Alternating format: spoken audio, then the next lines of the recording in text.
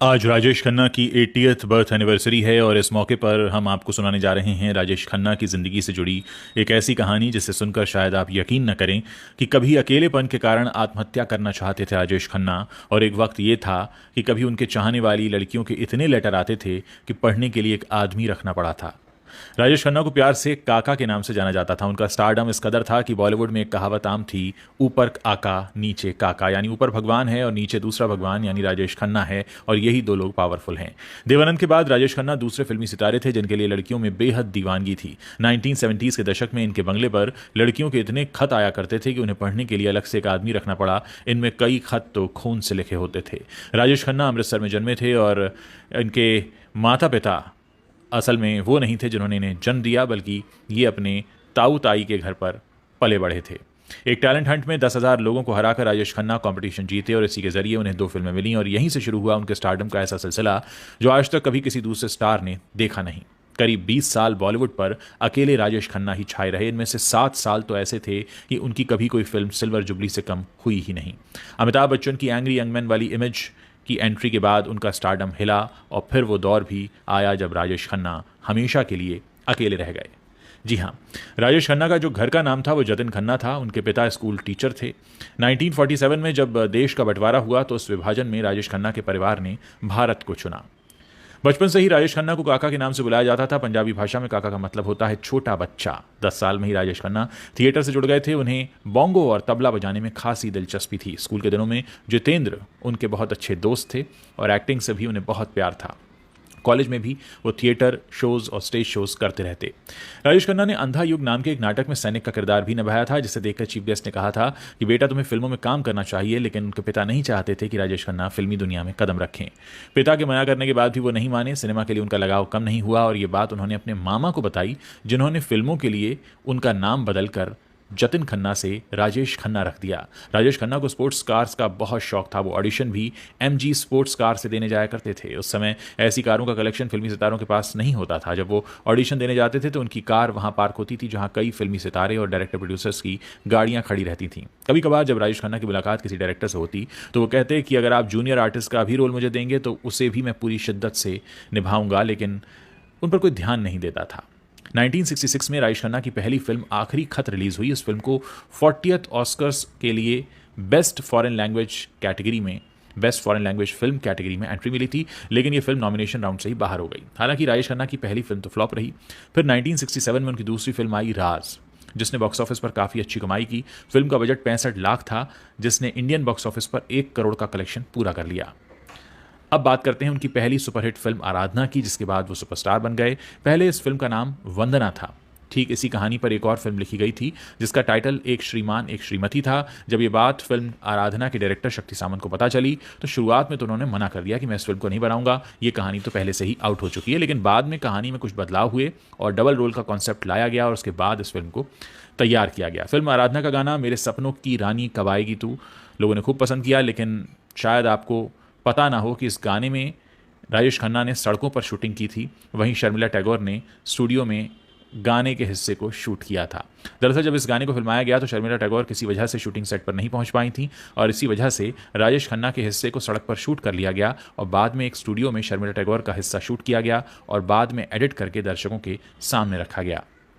राजेश खन्ना की लोगों के बीच में ज़बरदस्त दीवानगी थी। जहां वो फिल्मों की शूटिंग किया करते थे वहां पर फैंस उन्हें देखने के लिए पहुंच जाते थे, जिससे कभी कभी हादसे भी हो जाते थे। एक किस्सा है फिल्म कटी पतंग की शूटिंग का। जब राजेश खन्ना शूटिंग के लिए नैनीताल गए थे, शूटिंग लोकेशन नैनी झील के आसपास का था, इसीलिए उस झील को 3 दिनों के लिए चारों तरफ से बांध दिया गया। वजह यह थी कि लोग उन्हें देखने के लिए बड़ी तादाद में वहां जरूर पहुंचेंगे, जिस वजह से हादसा होने का भी खतरा था। दूसरा किस्सा है फिल्म अमर प्रेम का। इस फिल्म के एक सीन की शूटिंग कोलकाता के हावड़ा ब्रिज के नीचे होनी थी, जहां पर राजेश खन्ना को शर्मिला टैगोर के साथ बोट में नजर आना था, लेकिन बाद में वहां अथॉरिटीज ने इसके लिए परमिशन नहीं दी। अथॉरिटीज का कहना था कि राजेश खन्ना को देखने के लिए हावड़ा ब्रिज पर इतने लोग जमा हो जाएंगे कि पुल टूट भी सकता है, इसीलिए शूटिंग वहां नहीं हो सकती।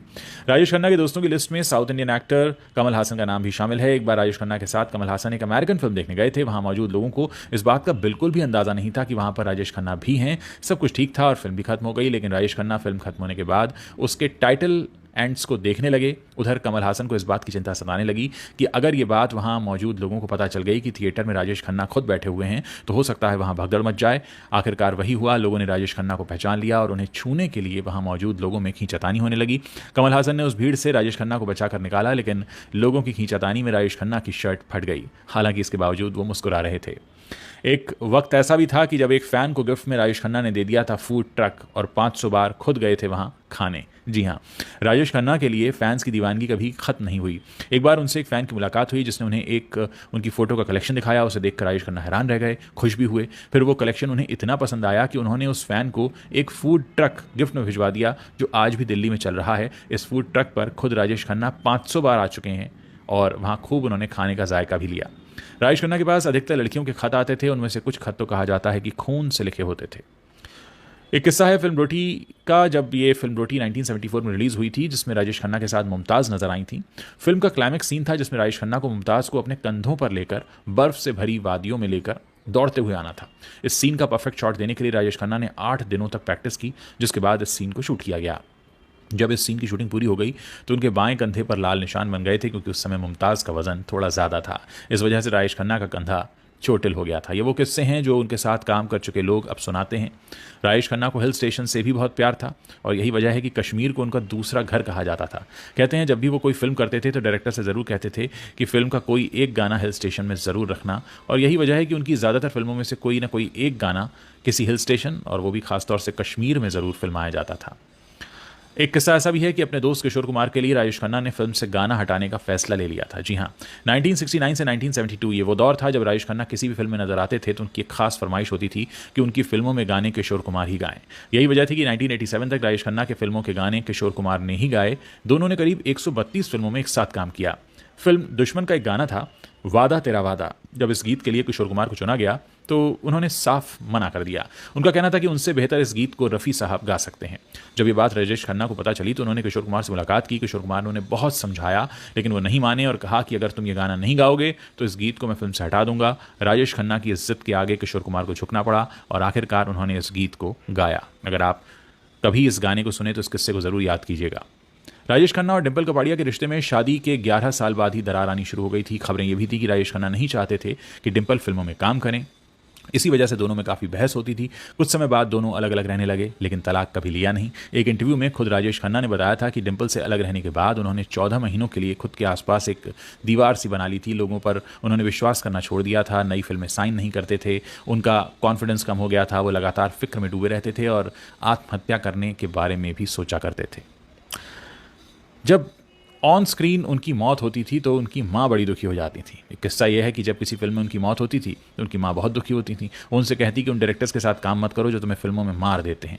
राजेश खन्ना एक्टिंग के ऐसे जादूगर थे कि फिल्मों में रोने वाले सीन के लिए उनको ग्लिसरीन लगाने की ज़रूरत नहीं पड़ती थी। वो सीन में इतना रम जाते थे कि आंसू खुद ब खुद निकल आते थे। खैर, करियर का डाउनफॉल तब आया जब अमिताभ बच्चन की फिल्म इंडस्ट्री में एंट्री हुई। और कहते हैं कि एक वक्त ऐसा था जब राजेश खन्ना के बंगले के बाहर जो भीड़ लगती थी, उस भीड़ ने अपना रास्ता बदल लिया और वो भीड़ अमिताभ बच्चन के घर के बाहर इकट्ठी होने लगी। कुछ मामला ऐसा है राजेश खन्ना का कि वो अपने आखिरी दिनों में काफ़ी अकेले हो गए थे। 2005 की बात है, राजेश खन्ना को फिल्म फेयर ने लाइफ टाइम अचीवमेंट अवार्ड देने का फैसला लिया। इस अवार्ड शो का किस्सा कुछ ऐसा है कि उस वक्त फिल्म फेयर की मैनेजिंग एडिटर मीरा जोशी ने राजेश खन्ना से मुलाकात की थी और पूछा था कि क्या वो अवार्ड फंक्शन में आएंगे और ट्रॉफी कबूल करेंगे। राजेश खन्ना ने इस बात पर हामी भर दी। साथ ही उन्होंने मीरा से फंक्शन के कुछ एक्स्ट्रा पास भी मांग लिए, लेकिन वो फंक्शन में अकेले पहुंचे थे, जिस बात से सभी हैरान रह गए। उन्होंने एक्स्ट्रा पास लिया, फिर भी उनके साथ अवार्ड फंक्शन में कोई नहीं आया। 2011 में राजेश खन्ना को पता चला कि उन्हें कैंसर है, लेकिन वो ये बात सिर्फ अपने करीबियों तक ही सीमित रखना चाहते थे। उन्होंने परिवार के लोगों से कह दिया था कि ये बात उनके फैंस तक ना पहुंचे। जून 2012 में उनकी तबीयत खराब होने लगी, जिस वजह से उन्हें 23 जून को मुंबई के लीलावती अस्पताल में भर्ती कराया गया। तबीयत में सुधार होने के बाद उन्हें 8 जुलाई को अस्पताल से छुट्टी मिल गई। 14 जुलाई को फिर से राजेश खन्ना को लीलावती अस्पताल में भर्ती कराया गया था, लेकिन उन्हें इस बात का अंदाज़ा नहीं था कि अब वो ज़्यादा दिन नहीं होंगे। लेकिन एक दिन उन्हें ऐसा ख्याल आया और उन्होंने अपने परिवार वालों से कहा कि वो सबसे एक साथ मिलना चाहते हैं। 16 जुलाई को उन्हें अस्पताल से डिस्चार्ज किया गया, जिसके 2 दिन बाद 18 जुलाई को राजेश खन्ना का निधन उनके बंगले आशीर्वाद में हो गया। राजेश खन्ना के निधन के बाद दुनिया को पता चला था कि वो कैंसर से पीड़ित थे। उनकी अंतिम यात्रा में कहते हैं कि करीब 10 लाख लोग शामिल हुए थे। तो ऐसे थे बॉलीवुड के पहले सुपरस्टार जिन्होंने अपने दम पर अपनी जगह बनाई और फिर हमेशा हमेशा के लिए एक ऐसी छाप छोड़कर चले गए जो शायद वो छाप, वो जगह फिर कभी कोई पूरी नहीं कर पाया।